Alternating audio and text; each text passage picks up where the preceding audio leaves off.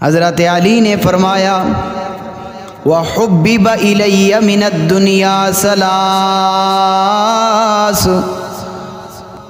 اللہ کے محبوب مجھے بھی 3 چیزیں بہت پسند ہیں۔ رحمت عالم صلی اللہ علیہ وسلم نے شفقت کی نگاہوں سے اپنے پیارے علی کو دیکھا، فرمایا علی بیان کرو تمہیں کیا پسند ہے؟ عرض کیا الخدمت للضعیف والضرب بالسیف والصوم فی السیف، مہمان کی خدمت کرنا بھی بہت پسند ہے، رائے حق میں تلوار چلانا بھی بہت پسند ہے، اور شدید گرمیوں میں روزے رکھنا بھی بہت پسند ہے۔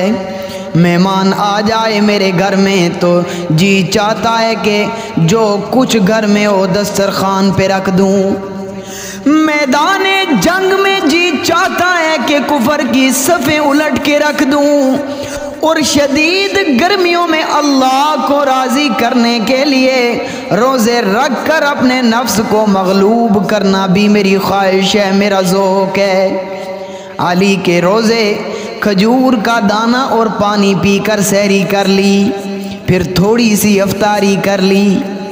حضرت علی رضی اللہ تعالیٰ عنہ کی سحری تیار ہو رہی ہے، افطاری تیار ہو رہی ہے، سید فاطمہ الزہرا کے ہاتھوں روٹیاں تیار ہو رہی ہیں۔ افطاری کا وقت آ گیا، ایک ایک روٹی سب کے آگے رکھ دی، دروازے پہ دستک ہوئی، سوالی آیا ہے۔ حضرت علی رضی اللہ تعالیٰ عنہ نے اپنے حصے کی روٹی اپنے بڑے فرزند حضرت حسن کو دے دی کہ جاؤ میرے حصے کی روٹی سوالی کو دے کے آ جاؤ، میں پانی پی کر افطاری کر لوں گا۔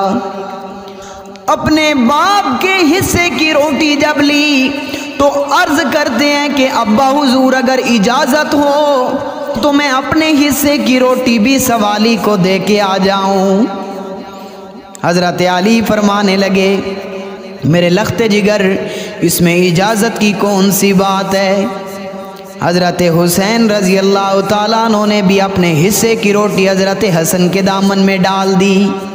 جب تینوں روٹیاں لے کر حضرت حسن سوالی کی طرف جانے لگے تو اس میدان میں حضرت سیدہ فاطمہ الزہرا کیسے پیچھے رہ سکتی؟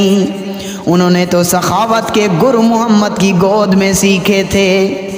انہوں نے آواز دی میرے لخت جگر میرے حصے کی روٹی بھی سوالی کو دے کے آ جاؤ، میں بھی محمد کا خون ہوں نا، میں بھی پانی پی کر افطاری کر لوں گی۔